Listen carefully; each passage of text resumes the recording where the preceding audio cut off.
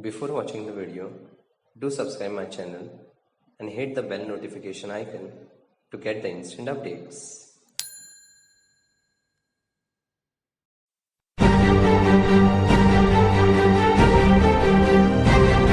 The next topic is catalysis, meaning the working of catalyst. First thing, how can you define a catalyst?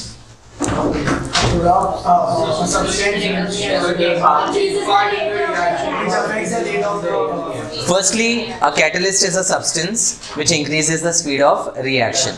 Does it participate in the reaction? Yes. It does participate. Yes. Now remember this properly. A catalyst is a substance which does participate in the reaction, react with the reactant to form an intermediate, but at the end of the reaction it is regenerated. So in simple language, let's say there are two reactants A and B which is reacted in the presence of a catalyst C. What will happen is it will form an intermediate between A, B and C, just like this. And then it will form a product, let's say AB, along with regeneration of the catalyst, that is C. So it doesn't get consumed in the reaction, but it takes part in the reaction, forms an intermediate, and then at the end of the reaction it gets regenerated. Okay? Thirdly, how does a catalyst actually increase the speed of the reaction? What is the main concept?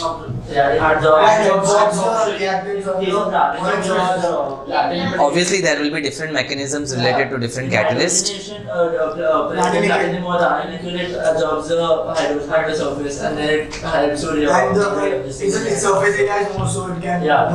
Okay. With reference to energy considerations, whenever a reaction gets started or initiated, it requires some initial energy.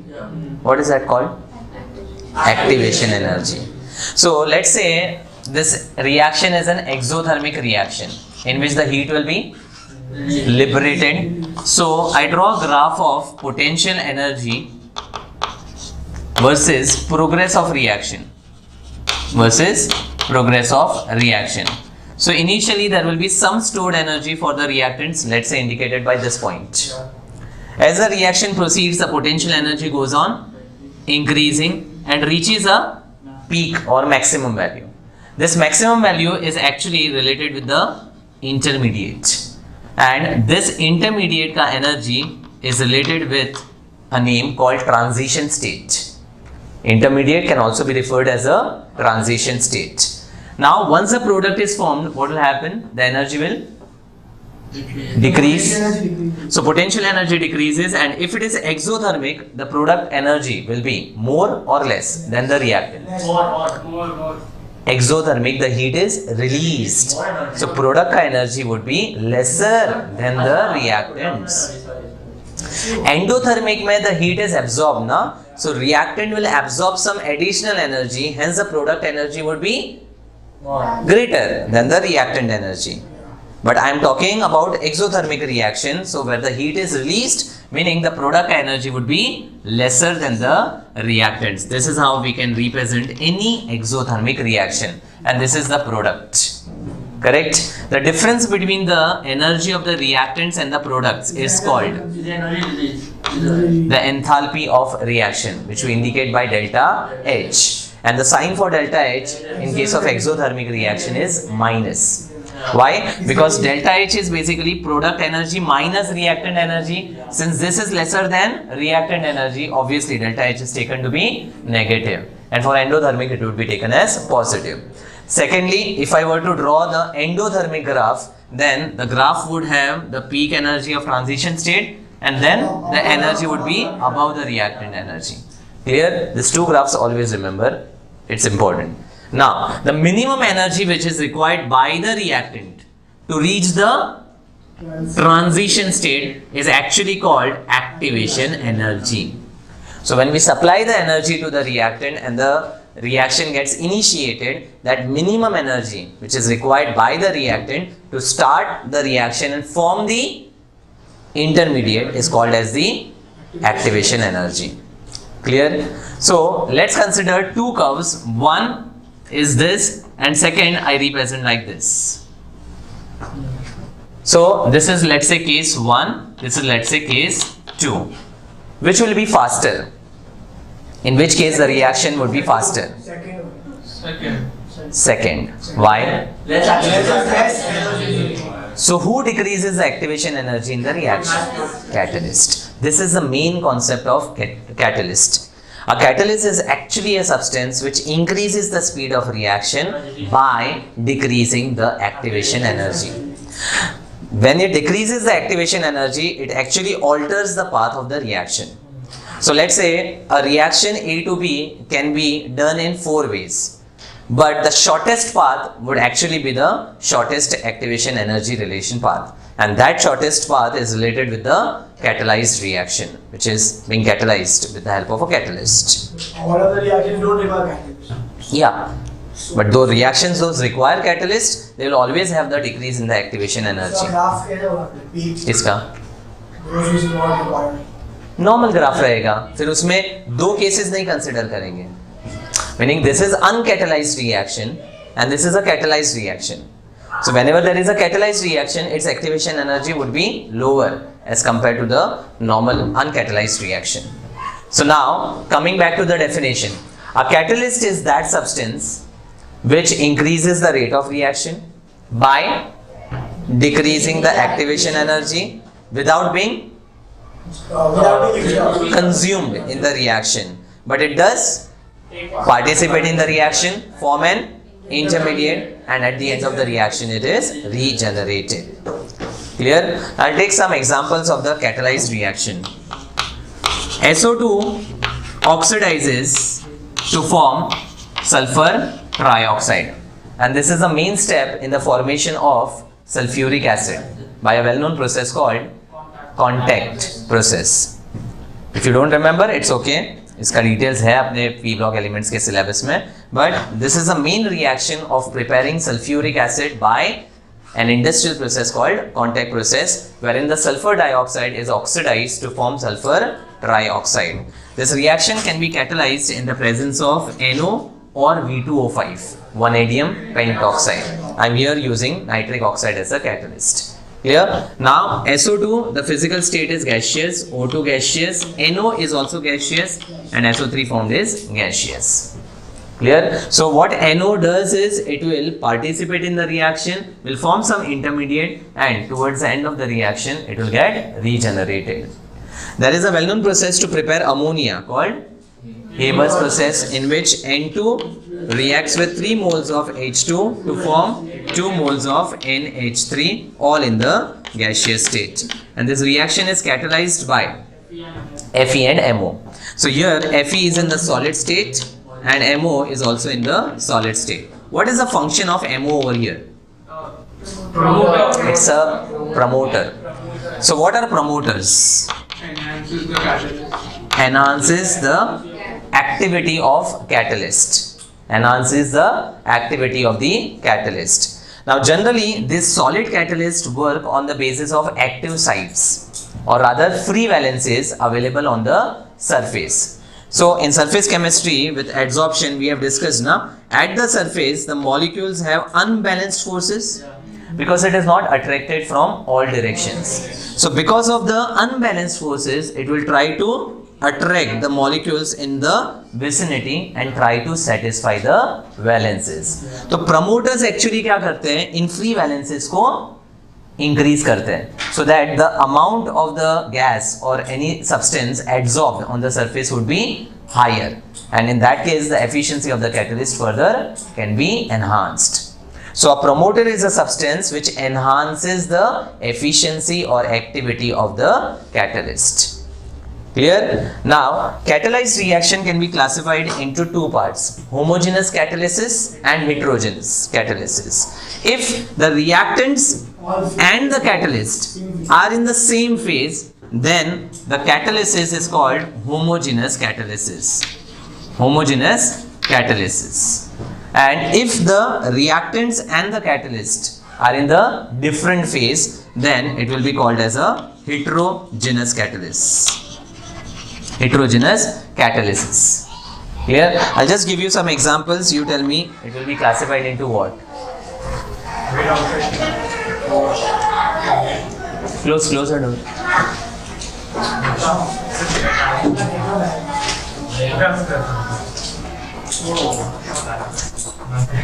जोर से. Okay, it should be a well-known reaction. C12H22O11. Sucrose. C12H22O11 is sucrose. Now sucrose can be hydrolyzed and broken down to give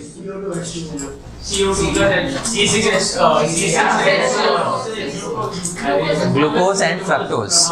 Now glucose and fructose both have the same formula, C6H12O6, C6H12O6 in the aqueous form, and the reaction is catalyzed in the presence of acid. So some enzymes also use na? Zymase. Zymase is the enzyme which will break down glucose into CO2 and H2O. That is the last enzyme. Okay. Now this reaction will be classified into homogeneous or heterogeneous. Acid now. Acid. Acid will be in what state?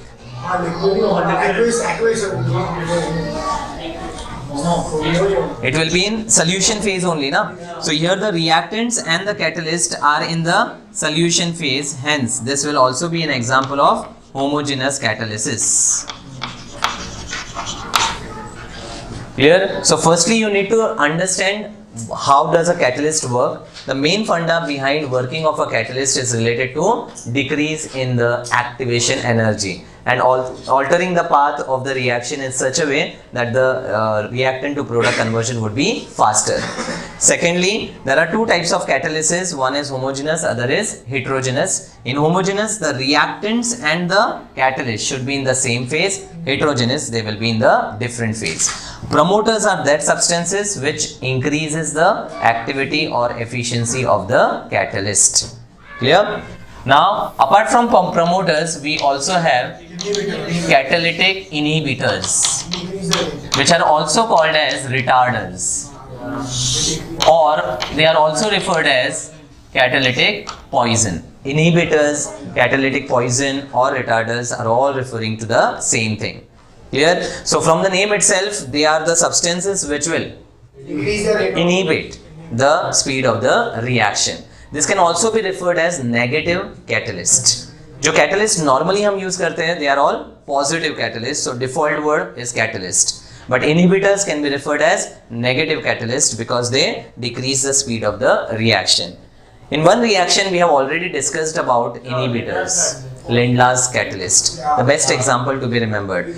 What was Lindlar's reaction? C2H2 ethine was hydrogenated to form ethene. Now, if normally we use the H2 Raney-Nickel catalyst, then the reaction would have continued to form an alkane. It would have been complete hydrogenation. But here we are looking at the partial hydrogenation where the alkyne can get converted to alkene. So here, rather than using Raney-Nickel, we had used palladium, barium sulfate in xylene or quinoline, or alternately we can also use lead acetate. So here basically the xylene or quinoline acts as the catalytic poison. Now what does actually a catalytic poison do? So in case of palladium, the surface has the pores which will allow the hydrogen to get adsorbed on the surface. Poison क्या करता है? It will block some of the pores of the surface, due to which the amount of the H2 adsorbed would be lesser, and that's why the reaction can be controlled to stop at the first stage rather than the second stage. Clear? So catalytic poison blocks some of the pores of the surface, and due to which the amount of gas adsorbed would be decreased. So this is how the catalytic poisons work. Clear? One more example, peroxide. If it is just kept as it is, peroxide H2O2, then it can get decomposed easily to form H2O and O2. Correct? So if you want to stop the decomposition or decrease the rate of decomposition, a little drop of acid is added. That H plus basically will shift the equilibrium towards the backward direction, and decrease the rate of decomposition of peroxide. So in that reaction, I can say the acid or drops of the acid are acting as catalytic inhibitors because it is decreasing the rate of decomposition of peroxide. Clear with that? Now, there is one more concept about catalytic selectivity. Catalytic selectivity. What does it mean? If I have carbon monoxide with hydrogen, this mixture is called Water gas. water gas. Yeah. So, I can have two reactions, CO plus H2 and CO plus 2 moles of H2. In first case, in the presence of copper as catalyst, it forms formaldehyde. Forms formaldehyde. But if I take CO with 2 moles of H2 and catalyze in presence of ZNO with Cr2O3, I get methanol. And this is actually the industrial preparation of the first alcohol, that is methyl alcohol. If you look at the two reactions, the reactants combination is same. The mole ratio is different and the catalyst is different. So when the same reactants gives you selective or the different products, then this concept is related with catalytic selectivity. Matlab, every catalyst has a purpose to form a particular product only. If I use copper for the second case and zinc oxide Cr2O3 for the first case, it would not give any product. The reaction would not get initiated only. Matlab, copper can catalyze only the reaction between equimolar concentrations of CO and H2. This can catalyze the reaction when the ratio is 1:2. Clear? So, there are selective catalysts which will be used for a particular reaction to form a particular desired selective product only. This same thing happens in the case of enzymes which are present in our body and catalyze all the biochemical reactions, hence they are referred as biocatalysts. Clear? Now, the mechanism here is the enzyme basically interact with the reactant. And the reactant is referred as substrate. The reactant is referred as substrate. So, substrate will basically interact with the enzyme. And it's a highly specific or a selective reaction. Meaning, the substrate can interact with a specific enzyme only. And that is why we say the enzyme catalysis is based on lock and key mechanism. Just every lock has a particular key or a selective specific key. वैसे यहाँ पर the enzyme basically have a particular shape and based on that shape only the substrate can interact with the enzyme. This is enzyme, this is substrate. If I have a substrate of some different shape, then this will not be able to interact with the enzyme. Different enzymes which work for different reactions, but they are highly specific reactions. So catalysts work at an optimum temperature. In case of the enzymes, it works at a temperature of 310 Kelvin. This is important. Huh? Enzymes work at an optimum temperature of 310 Kelvin, which is actually the body temperature. And that is why enzymes are able to do the reactions what we are expecting. Because the optimum temperature over here is the body temperature itself. And that is equal to 37 degrees Celsius or 310 Kelvin. So also to be remembered. Clear? So that's about catalyst. Few terms are there which were to be remembered here. Activation energy concept, homogeneous, heterogeneous, inhibitors, selectivity, and the concept of enzyme.